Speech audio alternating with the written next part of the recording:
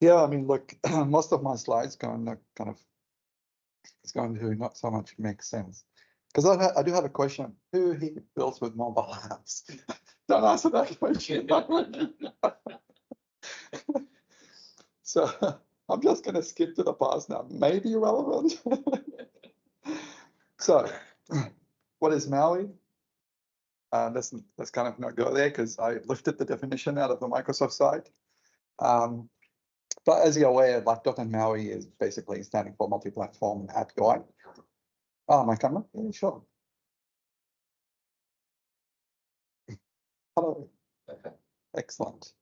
Yeah, so as you know, .NET MAUI really stands for multi-platform app UI. It really is Microsoft attempt to kind of bring all the UI technologies and target not just Xamarin as a successor, but also target different form factors like mobile and desktop, as well as different operating systems like Android, iOS, and Mac OS. Linux is still work in progress. Talking to a room full of people who know their business. So it's kind of really the slide was meant for other people in the audience. Nevertheless, we'll push on.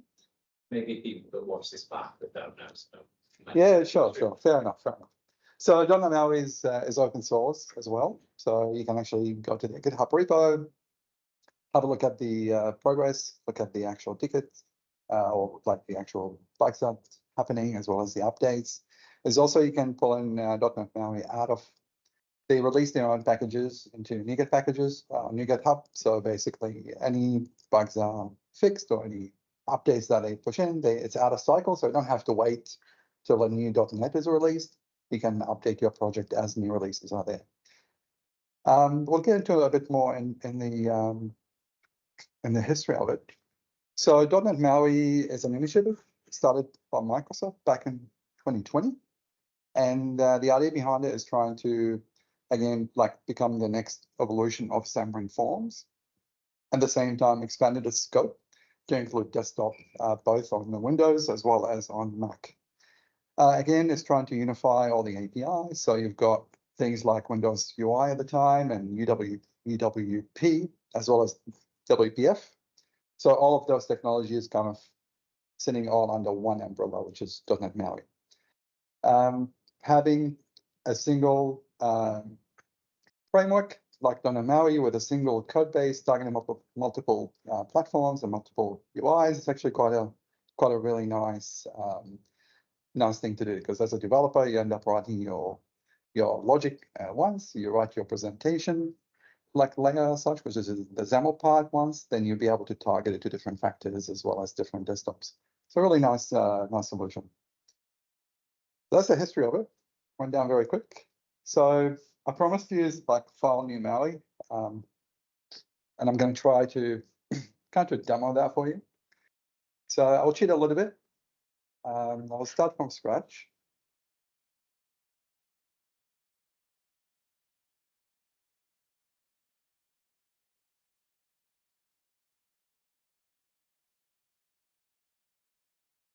But this is literally the file new MAUI project. Now, I've been building applications with React Native and Expo.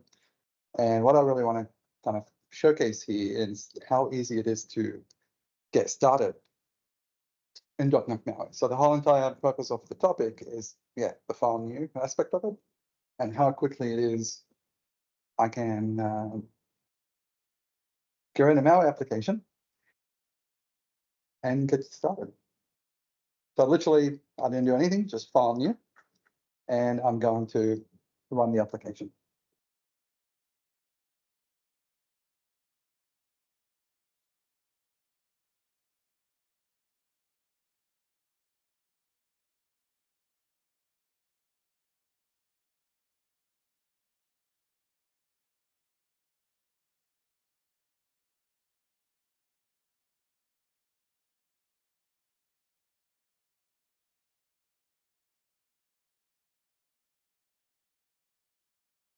Just waiting for these packages to download and deploy. And here we are. So this is targeting the Windows platform. So you can see we got out of the box, we got a window, click events, and it's just nothing really what you didn't expect. It's just a simple Windows application.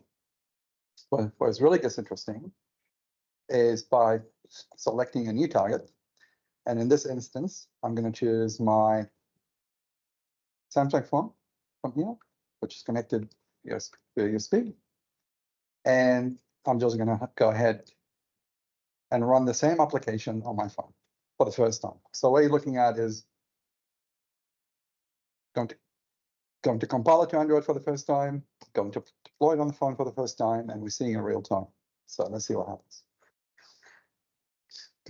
While this is doing its thing, I've got this little thing here that will cast whatever happens on my phone onto the screen so you can actually see what I'm going to see on the phone. So you don't have to take my word for it.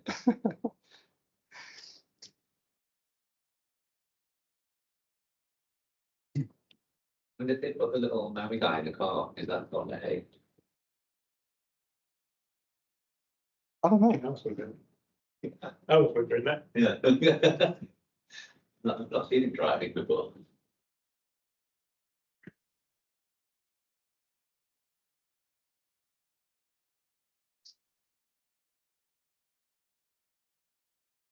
Oh.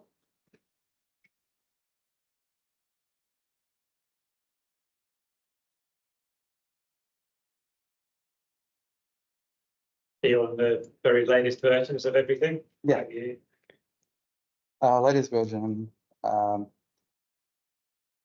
It's Windows running on Parallels inside on top of Mac. So typically you don't want to do mobile development in that kind of environment, but for demo reason or demo purpose, it just works fine. You won't be able to. This is a good tip for everyone watching. You won't be able to run any Android emulator or simulators in a virtualized environment. So you actually need to have Windows bare metal. So, because if you imagine like you're running a VM inside a VM, so it just doesn't work. But with physical hardware, while we're here, your Android devices will work fine with a Mac, with a Windows on top of Parallels, but your Mac devices won't. So you won't be able to connect an iPhone into your Mac laptop with that Parallels at top. What you actually need, if you have a Windows bare metal device, then you can connect directly your iPhone to it. There we go. We're in business. So the initial time taken is literally compiling it to native controls in Android. So the first build took that long. That's real time. Any other builds after that is a lot quicker, as well as it's a lot snappier, right?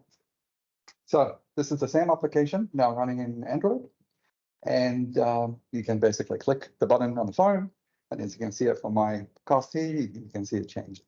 Now, there's a couple of things that's literally it from a file new perspective. Now, as a developer, that was a really smooth experience. Like I didn't need to worry about, the SDKs, like my SDKs out of order with my Android SDKs or my Apple SDKs. That's something that's already taken care of. So the integrated development environment for developers inside .NET MAUI is really, really smooth. And that's what's really attractive about it. Now, I want to show you something. I'm trying to put it side by side. So that way I can do what I want to show you. All right. So a couple of features I want to show you. Now, as the developer, debugging experience is extremely important. So iteration, how fast can you iterate on things is important. And if you've already done any mobile development in the past with React Native, you know that you can change something on the front end and you can see it reflect immediately in your application. We're going to do exactly the same thing here. So I'm just going to go open the main page and I'm going to look at changing. Not this, I don't know what you pasted it in, but that's fine. Let's go hello world, let's go Sydney. And you can see it immediately reflected in my device. So if you're a developer, like, You can save it. I didn't even save it. Yeah, so it immediately hot reloaded and reflected on the device.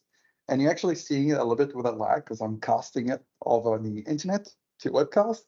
So if you have the device in front of you, it's almost instant. Do you find that keeps working when you've got a real project? Yeah, so it works really well as long as you're not changing things like delegators or creating new delegators and that sort of thing. So if you have a button with an on-click delegator, that's not really going to work because you still need to compile the code behind. But what this is really useful for is if you are doing front-end changes, like if you want to experiment to see how this color looks like or how this layout looks like and adjusting your actual layout, this works perfectly for that purpose. But the moment you want to kind of create a new button and add another click event handler, you still need to stop and finish that and actually run it again. But as I said, the subsequent runs are much faster than the initial one. So then it's not really that kind of thing negligible. I will talk about some of the tips towards the end of the presentation about like what your daily development could potentially look like. And I'm sharing how I use it to kind of deliver projects. Now, I want to show you a real application, a real life application. Unfortunately, it's not done by me. It's an open source application. It's called Marvelous MAUI. I will show you the running application of that. Maybe I should do that first. So on the presentation, let's just go here. Marvelous. So why I'm showing you this, because I want to show you a range of what you start with from a file new MAUI template to an application of this scale. Now, this is really, so let's just quickly explore it and we can talk about it. First of all, transitions and elements of that is really intricate. So I can click on the side and you can see like different elements on the screen is actually transitioning, right? It has a really interesting progress bar there in there. Like this is not your default. This is a fully custom. The same thing when you scroll up, that's also a custom scroll. And yeah, I'm just going to basically show you look at the parallax action that's happening there. And on the device itself, this app is super smooth, right? This is the MAUI native controls. You can even see the menu down the bottom, right here. Even they are like not necessarily like normal shapes, so you can see like this custom shapes and how it looks.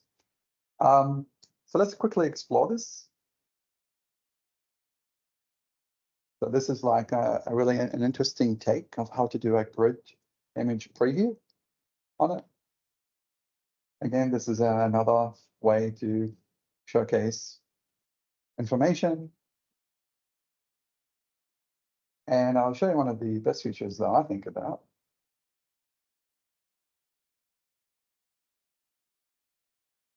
Look at this timeline. So I'm sliding the controls at the top, and this gives me the timeline of all the different civilizations at a different period in time. Right. So now that we've looked at the demo, if you ever wondered how they built it, well, That used to be something that the Flutter devs would demo that you couldn't do in Xamarin. yes. So this is basically Very ported, yeah, and it's basically to showcase the capability of .NET MAUI. So depending on what you're building, if you're building a line of business application or a business application, you're typically not going to have this bells and whistles. But imagine if you have a calendar app across multiple resources, something like this would be quite useful if you want to display resource availability over a period of time across multiple business units that are, booking it. Something like this would be super useful. But now, everything on our mind is like, oh, well, how they built it, Now you actually have the source code. Now you can explore it at your leisure. I'm not going to do that in this demo. It's only like 10-15 minutes. But the point is, you've got a great app and you've got the source code for it. And the fact that we are able to start with so quickly and so easily kind of drives the point home. Okay, now if you've never done anything to do with Maui, and this is the first time you're looking at it, which is, I know you guys are the wrong crowd, but if you were, I yeah, know the is it? startup path, oh, like in nice. 2021, when like MAUI was still, I think, in beta Yeah, back in the days, so it shows the other path. Yeah. So it's interesting to see. yeah, no, super interesting. So GA was 2022. So it's only been like really in GA for the last 2 years, right? And this is the level of what the product is now after like 2 years of commercial experience. So you could imagine what else it's going to be like, give it another, few more years. I mean, .NET 8, which is like the last .NET 8 cycle release, which has happened earlier this year, or was it last year? .NET MAUI didn't release any features or any major features, but they released a ton of bug fixes. So they were focusing on the product stability and the actual usability of the product. So I could only hope that it will achieve its mission as such. Now, if you were to look for resources, James is one of the guys that I follow quite closely, both YouTube and Twitter. I think we were talking about Twitter earlier. So James is the program manager for .NET MAUI. So he has a ton of videos. So he literally takes you, has videos that goes anywhere between 20 minutes to 4 hours. Some of them like migrating a complete Xamarin app from, Xamarin Forms to .NET MAUI. Some of them are exploring shell navigation with like URL pathing, like as if you are navigating the web, right?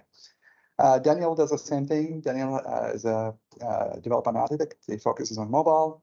I follow him quite a bit and watch a lot of his videos. Very useful, very topical. They don't sugarcoat it, so they'll tell you the goods and they'll tell you the workarounds for the bads. So it's actually really good to kind of have those. So I would highly recommend those. But there are a lot more than this. If you want to find them, you need to find this GitHub repository. So this is called learn.net MAUI. It's a GitHub repo where they collect all the resources around the web into a single repository. So you would see all the different people that like different YouTube channels, different videos, books, courses, blog posts, tutorials, and articles about .NET MAUI. So and as well as a list of really cool apps to show. So there was like hundreds of apps, and I only literally picked the file new template and this really cool app that I just showed. But there are hundreds of them out there, so you can go there and download them, and you have a GitHub code access, so you can see the code and actually play with it. So find this and go for it. It's called learn.net MAUI GitHub repository. Now, don't discount vendors. Telerik and Syncfusion done a great job in building some pretty cool controls for .NET MAUI. So I use Syncfusion because my company is under $1 million. I'm a single developer, so I get a community license. So if you're a developer and you want the license to them, you can actually get the community license. You're eligible to that and play with their controls. So .NET MAUI comes with a decent control library built into it. However, if you need really complicated controls like calendar and booking and data grids, where you can filter and group and do all that kind of crazy stuff, look at the existing vendors. So if you have an app that you're trying to deliver to customers, I'd highly recommend you go down that road, or at least explore it, because they do have really good documentation, really good videos about it, as well as demo apps to be able to see what the control's capable of. Now, I've been using MAUI for nearly 18 months on commercial applications. I've been building stuff in WPF for a long time. 2008, anybody?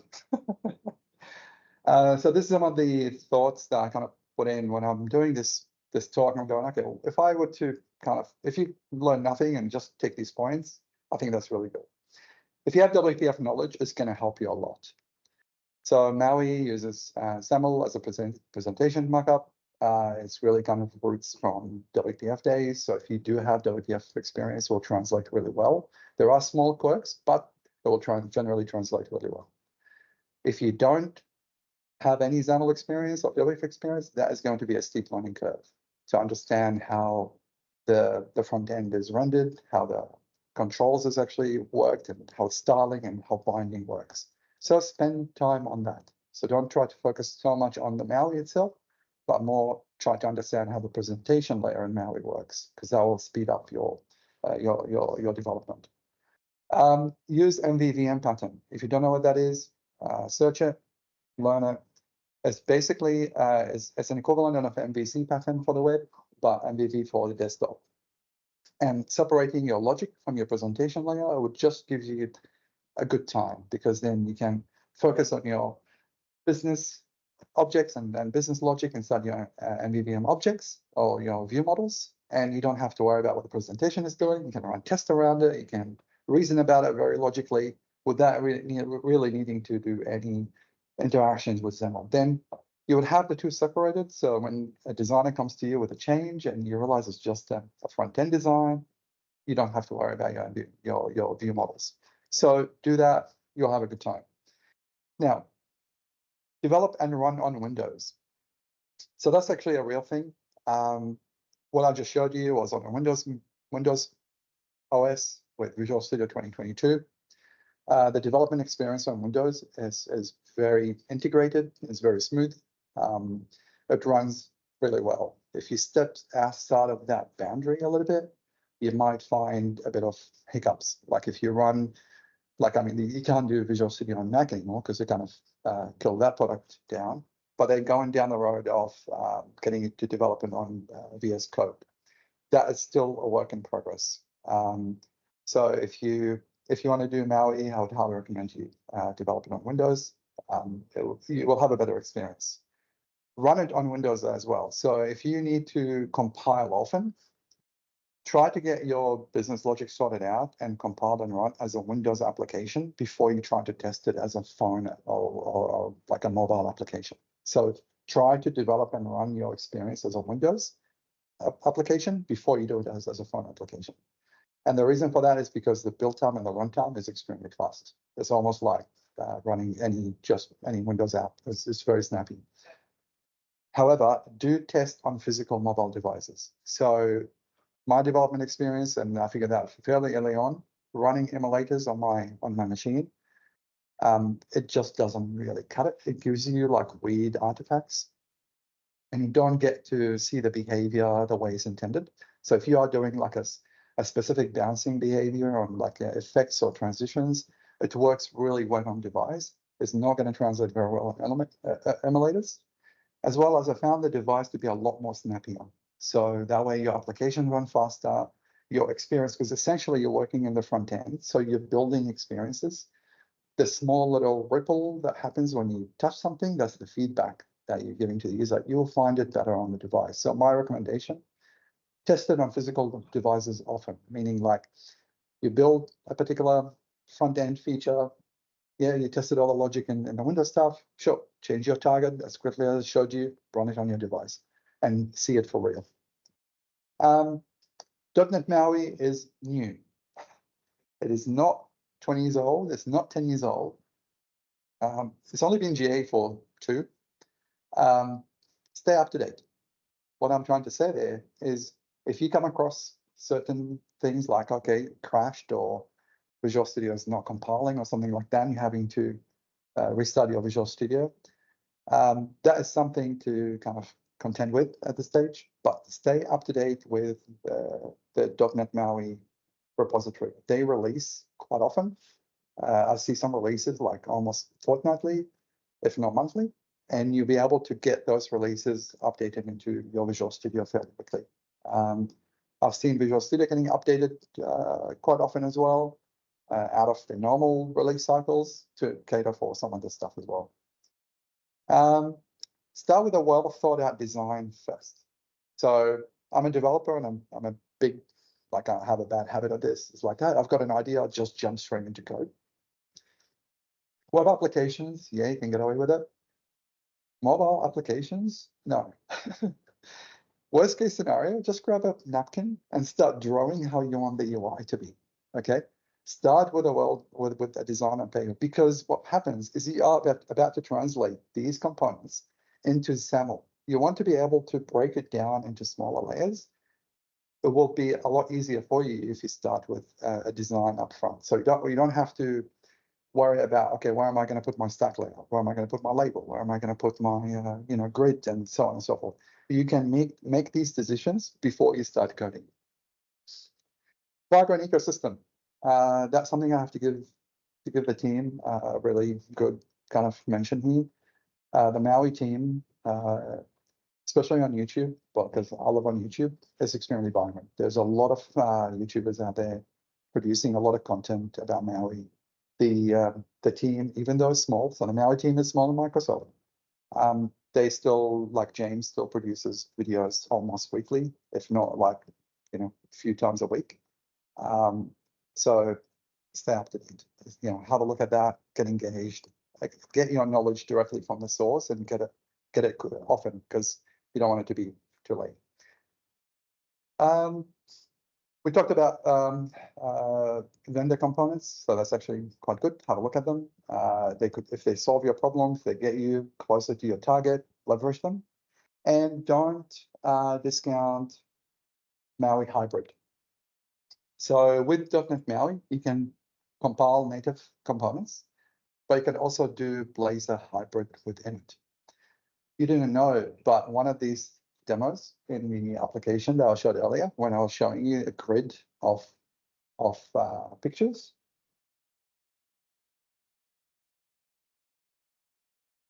this is actually .NET hybrid with Blazor, .NET MAUI Blazor hybrid. What you're looking at here, it didn't even feel like it. This is actually HTML, CSS delivered inside a Blazor web container inside MAUI. So what I'm trying to say, the experience looked exactly like native experience. So if your requirement can be also achieved by that, leverage it, because that's another tool in your toolbox. That's it. Thank you, Rob.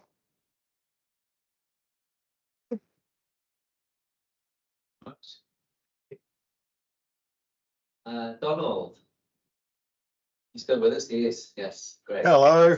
Hello. Thanks for that. Oh, now let me just get my screen sharing happening. We've got you on the big screen in front of us, so we can see you. You're massive. How do we want to do this one?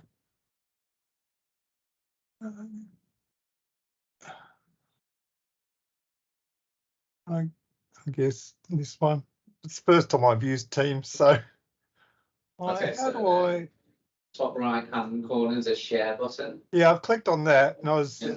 was clicking on which presenter mode to use. Oh, okay. Is there an OK button?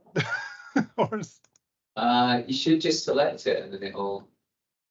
Oh, I need to select the screen, of course. Yeah. Oh, there we go. That's it.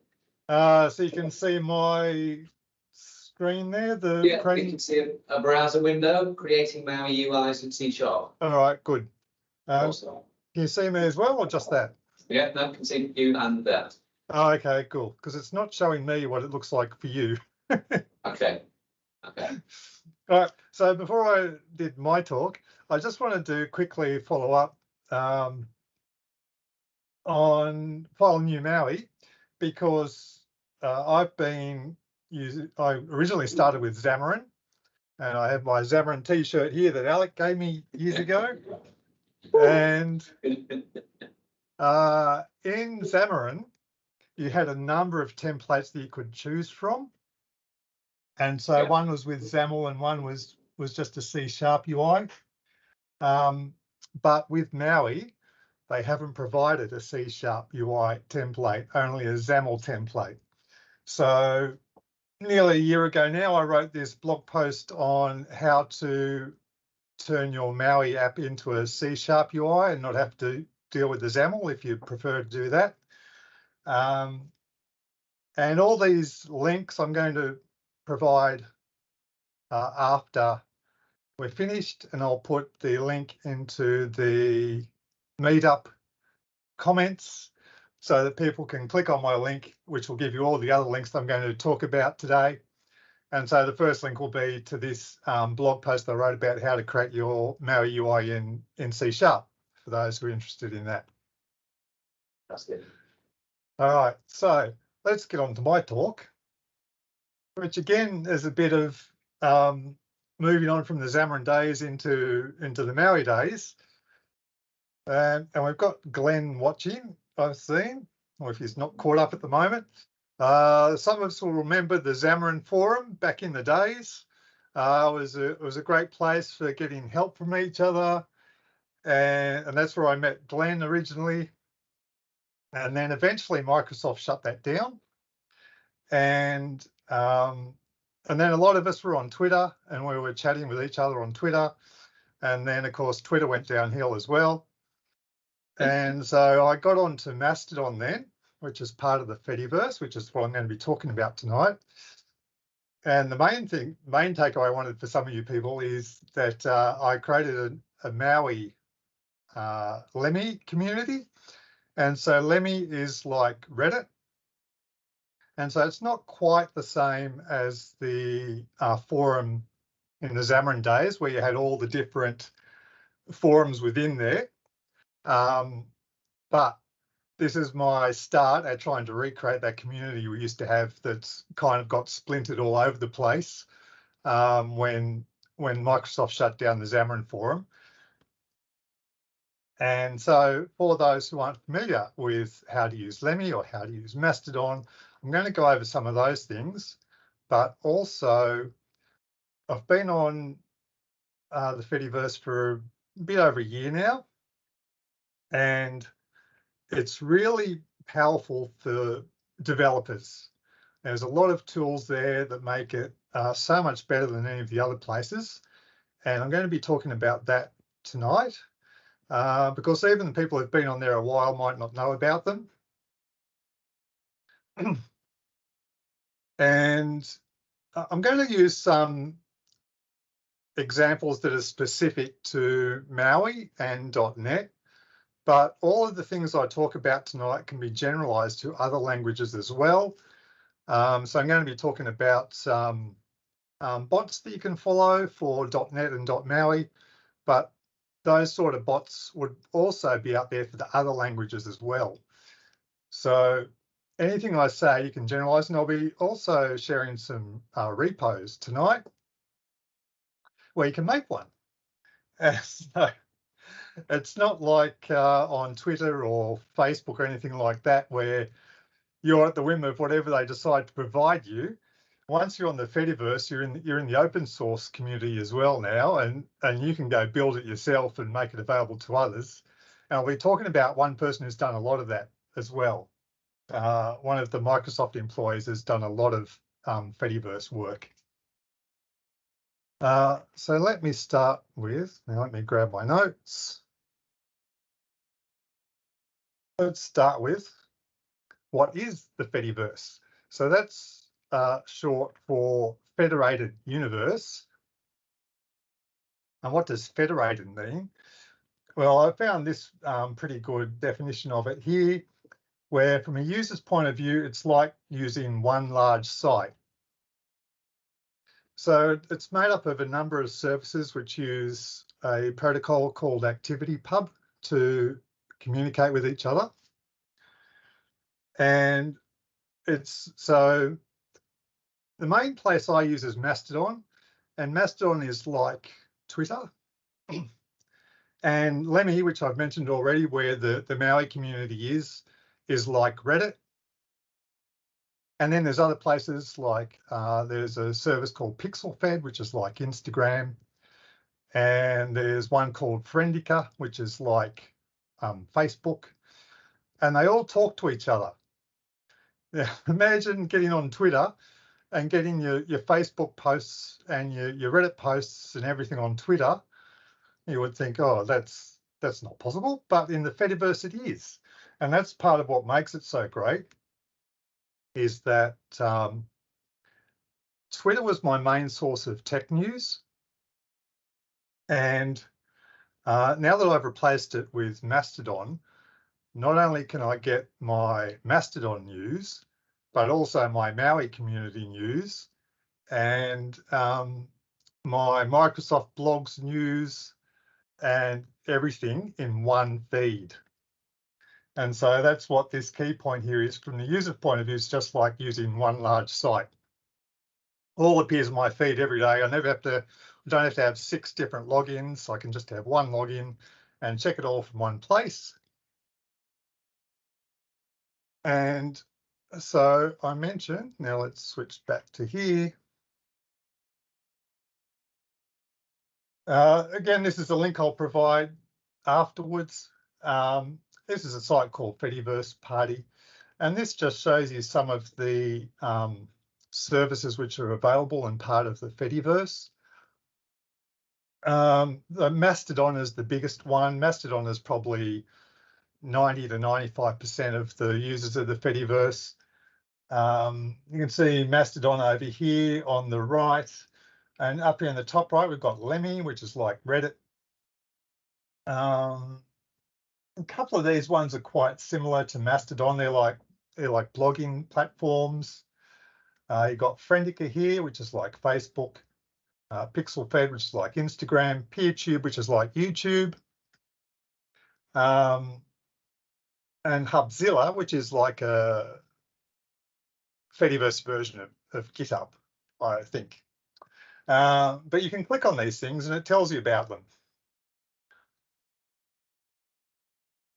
Oh, no, so that's a blogging network as well. When it was called Hubzilla, I thought it must have been like GitHub. And it tells you which services it can talk to. So you can use all of these services from Hubzilla. And so if we go back here, we go to Mastodon. You can see from Mastodon, we can use all of these other services in our Mastodon feed. Write Freely is like a macro blogging platform, not a micro blogging one like Twitter.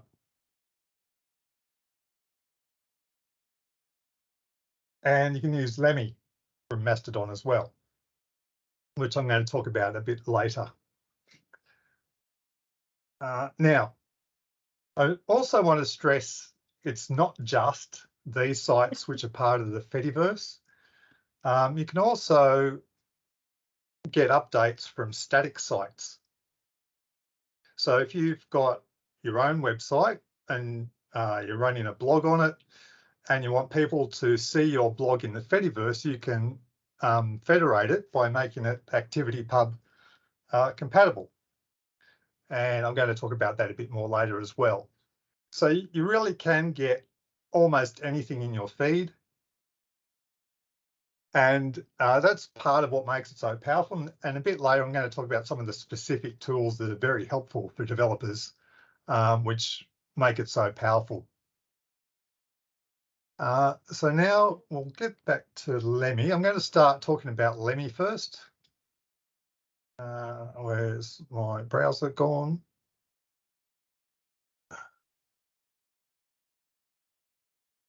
Oh, I'm already on the browser. I just need to switch tabs. Back to Lemmy. Go back to Lemmy. All right, so I started this a community just before Christmas, and you can see we've got 90 subscribers at the moment and about 40 users a month. And it's a bit of a case of build it and they will come. And so this is me telling the world, I've built it, now come. Now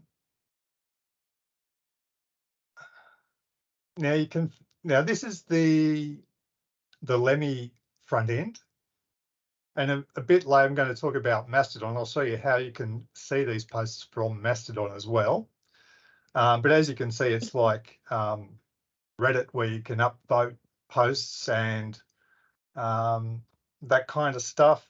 You can click on your post and comment on it and reply to people. It handles threading pretty well. Mastodon doesn't handle threading so good, but I'll talk about that in a while. The main thing I wanted to point out here before I get across to Mastodon is So this is on an instance called programming.dev. So there are different instances which are, so instance is basically a server. Fediverse has its own little lingo, and they call servers instances. And so everyone has their own server. It might be a Mastodon server, or they might be running Lemmy or whatever. And so someone somewhere decided, I'm going to run Lemmy, which is focused on programming. And so it's at programming.dev, and you can see a list of all the available communities here, and there's multiple pages of it. Well, and there's our MAUI one there. So you're bound to be able to find something that's suitable to you. And if you can't, you can create one like I did. Now with subscribed, so I'm not a subscriber to this one, so we'll click on that one. You see you've got a subscribe button here. That probably doesn't mean what you think it means. Because you would think, well, I'm going to get all the posts from that now, but you don't. So really all subscribe does is I can click on subscribed, and now I've just got the list of the ones that I've subscribed to, and that makes it easy to jump into where I want to see. Now, this is on programming.dev, and you'll see some of them down here. Like here, I've also subscribed to the Windows 11 community, and that's actually hosted on lemmy.world. So you can subscribe to communities that are on other instances. It doesn't have to be on programming.dev. This is just like your starting point. You walk in the front door, here I am, where do I want to go today? And here we've got another one down here. Because I'm a mod, I joined the community for Lemmy mods, and that's running on lemmy.world. And so really when you click subscribe, all it does is make it a short list for me when I want to pick where I'm going today. So now I'm going to show you Mastodon, which is really where all the powerful stuff happens. And I'll just quickly click in here in our MAUI community. Now, the way you can access this from other services, and the other service might be Lemmy or it might be Mastodon. This is the name of the community. It's .NET MAUI, all one word, at programming.dev. Now, they say here it starts with a bang, but in Mastodon, you actually need to put an @ sign there, and I'll show you that in a moment. But this is basically the name of the community if you want to follow it from somewhere. So now, going to Mastodon. Now, one thing that people get a bit hung up on when getting started on the Fediverse is, where do I start? Because the Fediverse is what's called decentralized, in that it runs on many, many servers all over the world, which are all talking to each other. Whereas, for example, Twitter, when you join Twitter, there's one screen that you join from, and that runs on a central server somewhere, wherever they run their account creation process. And now you have a Twitter login. But with Fediverse, you have to pick who you're going to sign up with. And a lot of people get a bit freaked out with that. Oh, I don't know where to start. I don't know where to start. But I can tell you a good place to start if you're a .NET developer is .NET Social. That's the instance I'm on. That's the one that Glenn is on as well. In our audience there, you'll see the little .NET bot down here in the bottom left there. Each server has their own little themed user interface. And .NET Social is run by a guy called Thomas Bolon, who's in France. He runs a community type effort that's sponsored by Microsoft. He's not actually employed by Microsoft. And .NET.social isn't actually affiliated with Microsoft. It's just something that Thomas thought would be a good idea. Let's have a .NET themed service. And so, and they let you have a branded account. So I'm Smartman Apps on .NET Social. You can find me on socials as Smartman Apps. And some servers, so every server has their own rules. And some of the servers don't let you have a branded account. It has to be a personal account. And I didn't want to have a personal account. I wanted to have a branded account. And so Thomas allows branded accounts on .NET.social. He does ask that you check in with him first. Thomas is really cool, by the way. Hello, Thomas, if you're watching. So for me as a .NET developer, the obvious choice is .NET.social. Now, the instances are free to use, but they do incur costs and they do welcome donations. So at the moment, Thomas is running .NET.social using his monthly Microsoft credits. And so far that's covering all his costs. But he is in the process of registering .NET.social as a non-profit. And then he's going to make it a donation button available, and it'll be a non-profit. And then once, you know, more people are on it and the costs start to go up, then people will be able to donate and help him cover those costs of running the server. But at the moment, it's all covered by his monthly Microsoft credits. So that's where I would recommend you get started, but you can choose another place. It's up to you. Now, one other thing that might be relevant to your choice of where to set up, well, why would we have a .NET Social? Now, over here on the right, in my Getting Started screen, my Getting Started column, you can see there's a local timeline. And the local timeline is everyone who is on .NET.social. So if I click on that, I'm going to see all the posts of the people who are on .NET.social. And not just people, bots as well. So the Microsoft Dev Blogs bot is on there. There's a few other bots on there I'm going to talk about. A lot of Dev Blogs posts today. So Marco Siccardi is on there. He posts quite a bit. He's in the .NET world. Josh, yeah, I've seen Josh around. But all of these posts will be mostly .NET related. Obviously, sometimes people post personal stuff, but they're all people who are in the .NET world.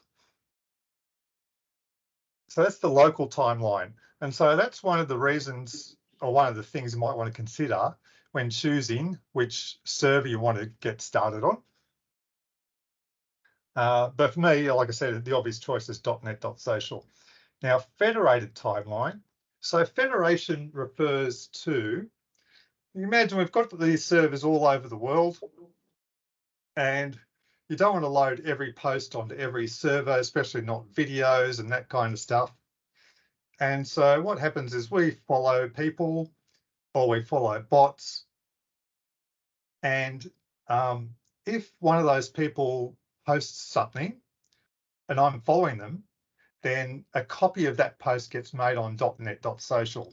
And that's what federation means, is all the posts which have been copied locally. And so that way, if someone posts something and no one on .NET.social is following them, then the post doesn't get copied.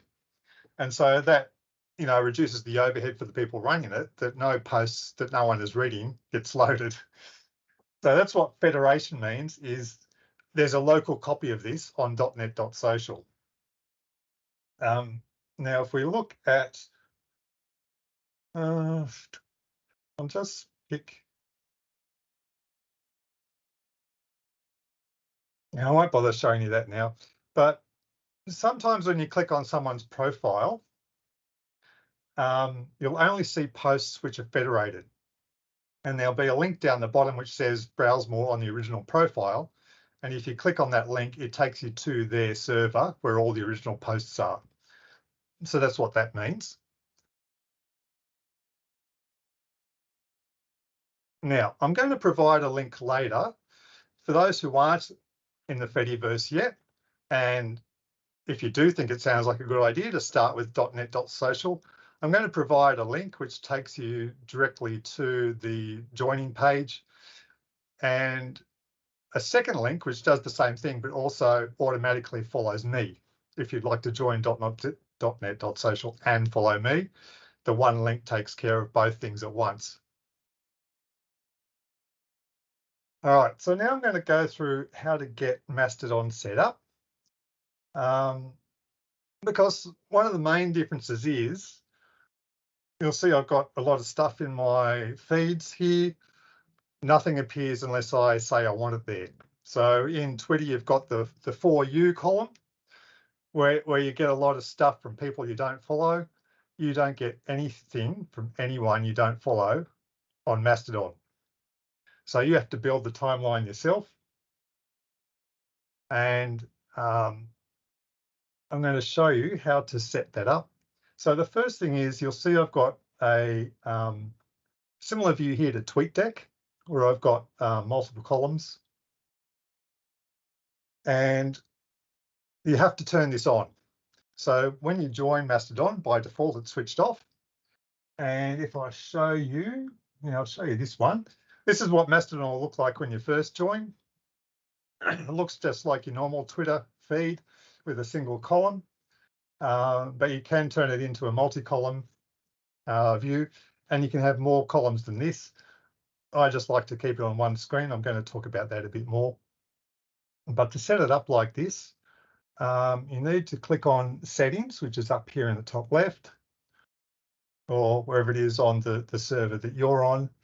And you'll see there's an option here, Enable Advanced Web Interface. And you need to check that and then save your settings. And that then enables you to have this multiple column setup.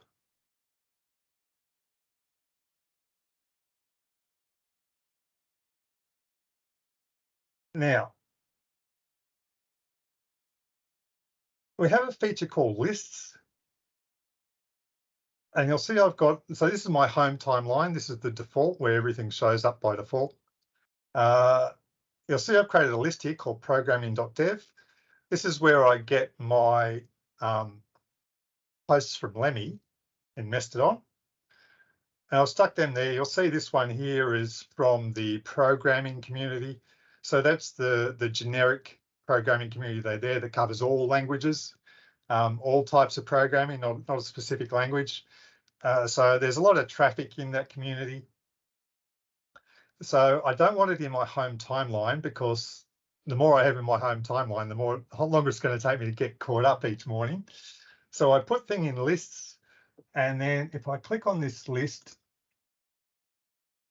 you'll see there's an option to hide the posts from the home timeline. And so anything that isn't really important to keep up with every day, you just want to check now and then, you can tick this and it's not going to fill up your home timeline. And so I only have things in the home timeline that I want to see every day. And so I'll click over here on my lists, and you'll see I've got a tech list. So that's where I put all my .NET accounts and MAUI people and all that kind of stuff. And I don't exclude that from my home timeline, but I have the list there anyway. And so you can juggle these lists however you want. If you decide you want more in the home timeline, you can switch some of them off. Or if you want less in the home timeline, you can switch some of them off, on. And you've got complete control over what appears in your home timeline. And so I just have the important stuff appearing there. And then the other less important stuff I put in lists. And then if I decide I want to catch up on news, I've got a news list where some of my news accounts are. So I've got an unofficial ABC news bot here. And it's unofficial in the sense that it's not run by the ABC, but someone has created this Mastodon bot, which reads the ABC's RSS feed and turns the RSS posts into a Mastodon post, which I think is pretty neat. which gets back to what I was saying about you can follow almost anything from Mastodon.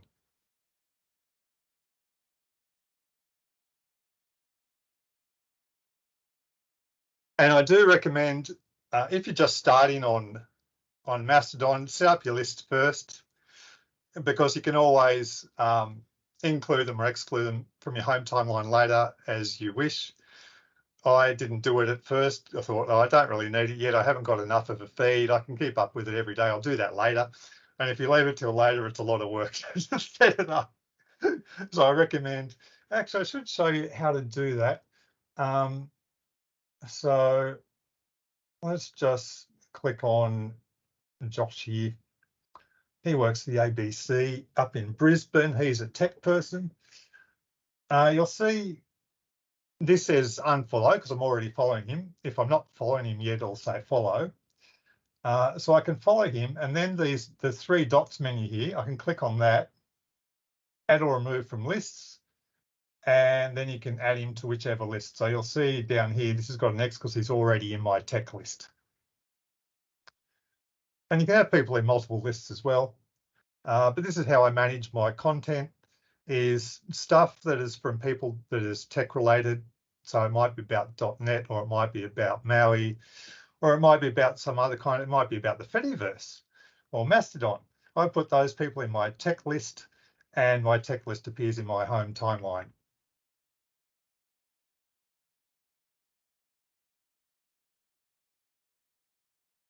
Now, the other way to get content into your home timeline is to follow hashtags. So we have a .NET MAUI hashtag. I can type that in, and we'll click on that. And well, there's me, me posting. We've got Gerald there, James. So this will show all the posts which have the .NET MAUI hashtag in them. And if we follow a hashtag, it shows up in our home timeline. So if you don't know who to follow at the beginning for whatever the hashtag might be, you can just follow the hashtag, and then that'll start appearing in your home timeline. Now you can follow hashtags in a separate column, but you can't put them into a list. So hashtags are a little bit more limited in what you can do with them. You can follow an unlimited number of accounts in a list, but you can only follow 4 hashtags in a column. So if I wanted to follow some hashtags, it would be in a column here, and I wouldn't be able to see it. Like I can't exclude it from my home timeline, but I can have it in a separate column. So they're a little bit more limited. But the good thing is that there are bots which boost. So in Twitter language, a boost is like a retweet. So the bots boost hashtags. So if I do now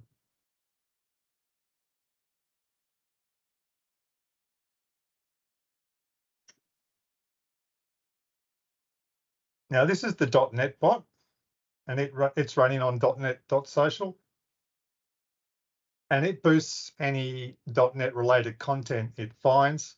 So anything that's using the .NET MAUI hashtag or the .NET hashtag, it will boost it, and I can follow the bot in a list. So that frees me from that limitation of hashtag following, because I can get it directly from this bot. And again, these links will all be provided after the meetup. And I have so going back to that one.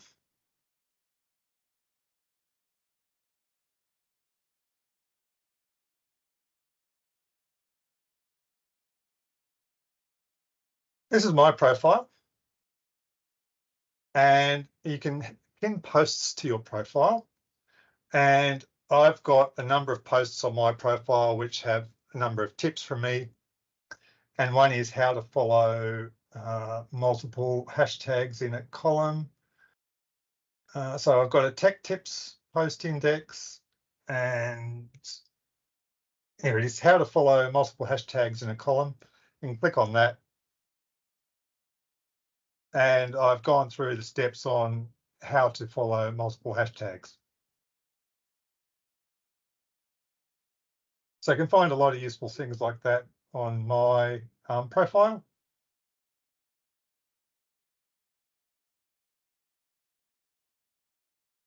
And so one other thing I'll quickly mention, and I'm going to talk about how to use Lemmy from Mastodon, is you can also follow some here, follow Twitter accounts. So we've got some Microsoft people who are on the Fediverse, but we haven't got Microsoft itself on the Fediverse. So they're still over on Twitter.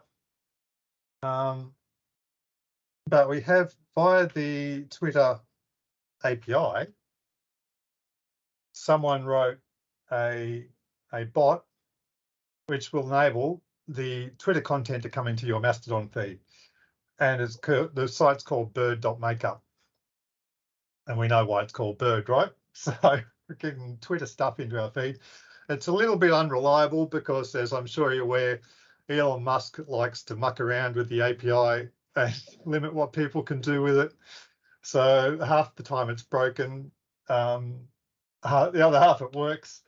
But you can even get your Twitter announcements onto Mastodon and not need to go back to Twitter anymore, as long as bird.makeup is working. Because that's one of the frustrations. Some of the corporations aren't over on the Fediverse yet. It's something that we're trying to work on. So now I'm going to show you how I can get the Lemmy posts in my Mastodon feed. So just a reminder, this is what our Lemmy site looks like in the first place. It looks like Reddit.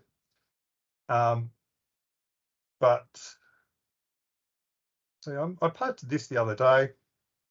I had something weird show up in my GitHub changes my Git changes, I should say, in my project. And so I asked people, what's this? And we've had a few people reply. And it looks like this in Lemmy. But I can get each of these individual replies and comments appearing in my Mastodon feed. So this is in the .NET MAUI programming.dev. So if I look at this on Mastodon, and this is where I said you need to use the @ sign instead of the bang. So at .NET MAUI at programming.dev.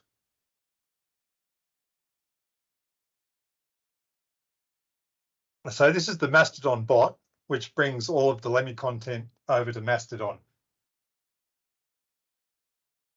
And you can see here I posted something in the MAUI community today, and this is what it looks like in Mastodon. So this will appear in my home timeline initially, but I can click on this to see all the posts. And so this is where you would follow it, and then you can add it to a list again. So I've got it in my tech list. And these will show up in my home timeline each time someone replies. So this is someone's reply to something that someone has posted. I think this is to that very post we're looking at. You click on that, it gives you the other replies.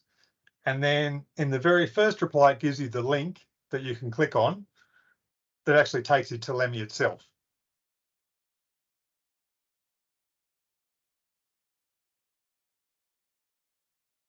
And in some ways, it's actually a bit more user-friendly because on Lemmy,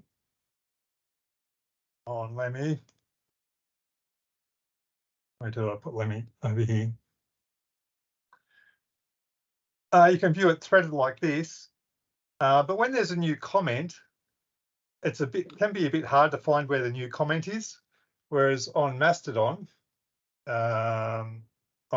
it just, there it is in my feed. So that's one of the powerful things where I can use Lemmy from Mastodon, and I can post in Mastodon post in Lemmy as well from Mastodon. And if you go into here, we'll go back to the top level. I'm going to sort this by oldest.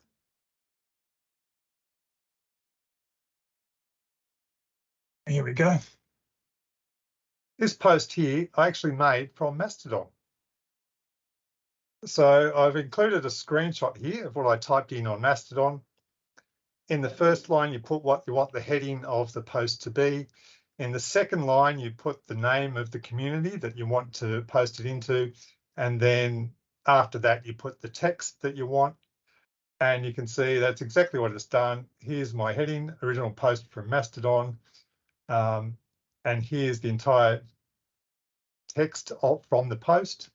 So I made this entire post from Mastodon. So it actually works both ways, which is really neat. And so it's a matter of, well, if I'm just reading it, I can just read it from Mastodon. But if I want to make a post, I might want to use Lemmy to make the post because I've got a lot more flexibility. Mastodon has a 500 character limit per post, and you can make a thread if you need it to be longer. But Lemmy has a 10,000 character limit on posts, so you can make it a lot bigger.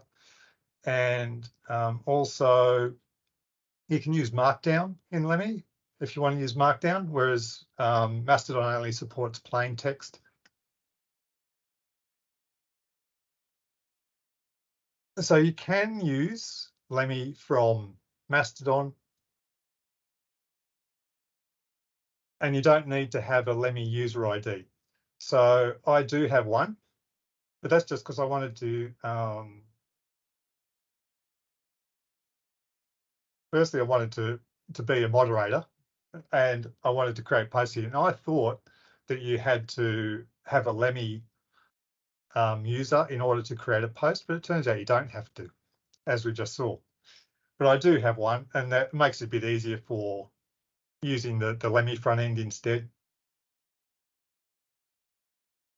And so I've shown you how you can follow people. I've shown you how you can follow hashtags.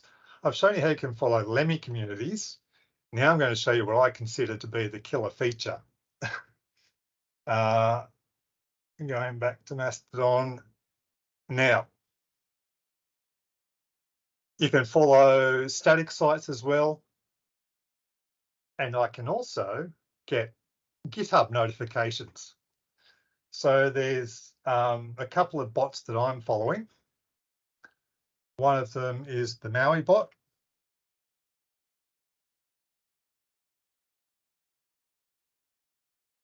And I've got this in my tech list, of course.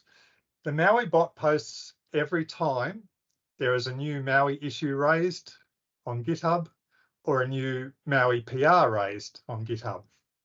And so it keeps me on top of what's happening with MAUI. And there's a .NET one as well, which posts every time there's a .NET issue raised or a .NET PR raised. So here's a post here from the .NET bot. So someone has raised this issue about inconsistent indentation. If I go, oh, I want to see what that's about, here's the link. Takes me straight to the GitHub issue. And if I want, I can subscribe to it from there. And so let's say we've just had a new version of MAUI come out or a new version of .NET come out, and some people are saying, oh, there's some issues. No, there's an issue. There it is in my timeline. And before I've done the update, I know, oh, there's people having a problem with this. and now I can click on the issue and subscribe to it and watch the updates and be 100% on top of what's happening right now with .NET and MAUI on GitHub. And like I said before, even though I'm using MAUI examples, these bots are available for other languages as well. and I've got the repo here. It's an open source repo. So if you find that there's not a bot for what you want, you can always fork it and make your own. And I'll be providing the link to that afterwards as well.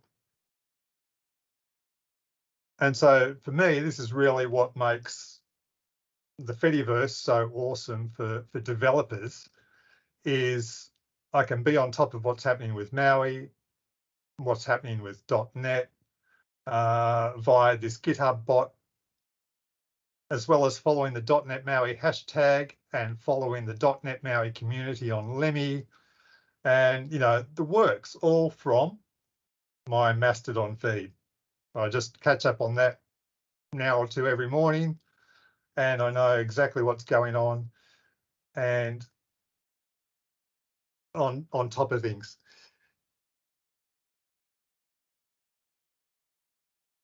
Now,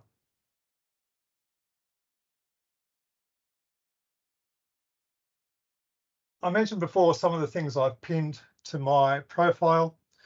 One of the things I pinned is a guide to Mastodon for .NET MAUI and .NET people.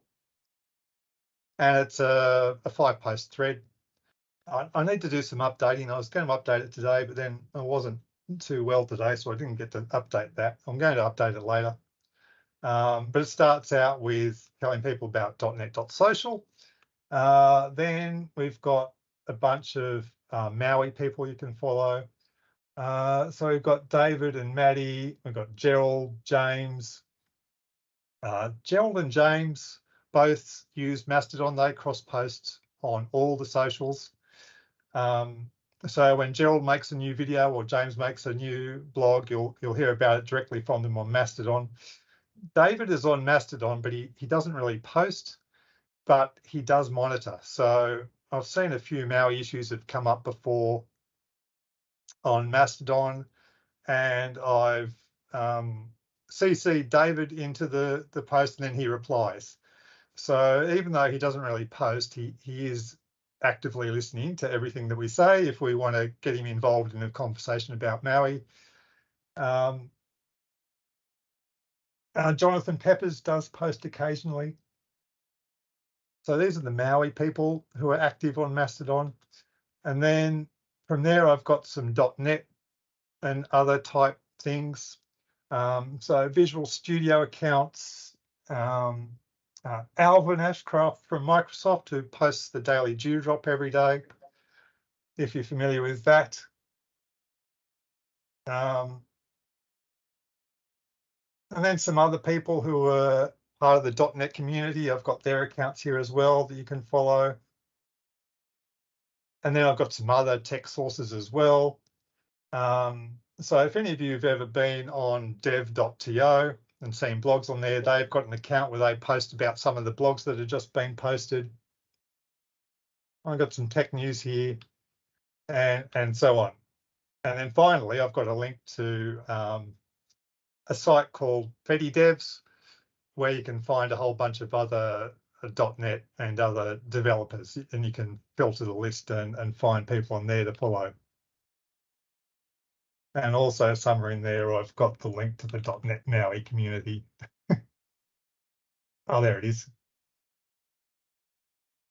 So I'll provide the link to this thread after, but this is linked, pinned in my profile, and you can go and find a whole bunch of people to follow.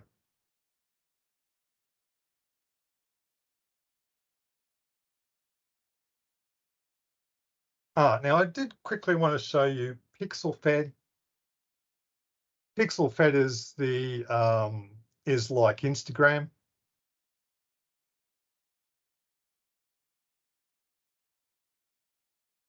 And the reason I wanted to show you this is you can see here that PixelFed handles threading a bit better. So you can see here where they've indented the reply. So you can see clearly that this is a reply to this comment. And then, of course, if there were more, we could just scroll down further and to the next comment and so on. And then if there was a reply to that, that would be indented as well. Whereas Mastodon doesn't do the indentation. So it's a bit harder to follow threads in Mastodon. So what I'm getting at here is that each UI has a different look and feel to it, and you can choose which one suits you for what you're working on. So if you want to make a Lemmy post, then you would go hop onto Lemmy and use the markdown and the 10,000 characters and all that kind of stuff. If I'm just catching up on my daily news, I can just use Mastodon and scroll through my feed. And so I feel like the Fediverse is a bit like your Virgil Tracy. And what pod are we taking on the mission today? Which UI do I want to use today? Because they all work. I can watch Lemmy from Mastodon, or I can watch Pixel Fed from Mastodon, and so on. So you can choose what front end you want to use, because the back end is all the same. It's all using the same protocol, activity pub. Now, I did mention static sites before. I'm just about done now. Thanks for your patience. Now, going back to here. Here we go. Maho Hiko, I'm not sure if that's how you say his name. Hello, Maho, if you're watching. He's a Microsoft employee. He's a real big Fediverse fan as well. And this is his repo. And there's a lot of Fediverse related stuff here. So he's got an RSS bot that you can fork and use. And he's got this repo, which you can use to turn your static website into a federated website. And his blog, he has a blog that he runs as well that does exactly that. So if we click on this one, he takes you through all the steps so there's a series of blogs that go with it to guide you through the process. So it's a 4-part step in how to implement ActivityPub on your website. And this website itself is connected to the Fediverse. And you can see I replied here, and I did this from Mastodon. I didn't make this comment on the blog. I did this from Mastodon. All right. So I hope you're getting the picture that the Mastodon enables you to use almost anything from the comfort of your Mastodon home timeline. But Maho is someone who's well worth following because he's a very keen Fediverse user as well, and he's written a bunch of Fediverse related software that's open source that you can fork. And he's also the person who federated Microsoft devlogs. So Microsoft aren't officially on the Fediverse, but Maho in his spare time, he used, so the Microsoft devlogs uses WordPress, and there's a WordPress plugin for ActivityPub. And so Maho actually switched that on. And so now, thanks to Maho, we have Microsoft devlogs. It can be viewed from the Mastodon home timeline. So if we go back to Mastodon,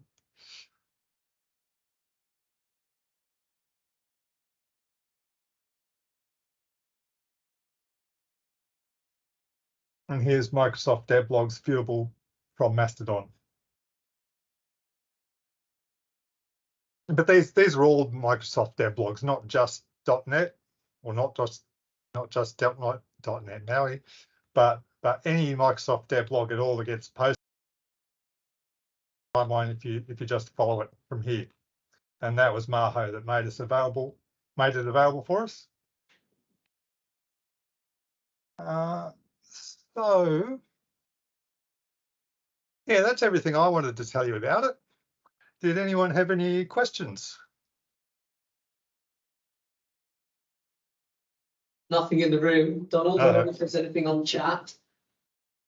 Welcome. No, Glenn's here. Hello, Glenn, if you're still here. So what I'm going to do is all of those links that I talked about, I'm going to put them into the Lemmy community, the Maui community, and then I'll come back to Meetup, and I'll put a link to that. So you can click on that link, that'll take you to the Lemmy Maui community, and then you'll have all the links there if there's anything you want to chase up afterwards. That's the thing. Thank you very much. No worries, thanks. Thanks, Tom. Right, that wraps it up. So thank you very much for your attendance, gentlemen. And thank you, Donald, online. Very much appreciated. No worries. Taking us through all of that. And also feel free to send me questions on Mastodon if you have any. Absolutely. Cool. Thanks, mate. Okay, see ya. Cheers. Okay, bye.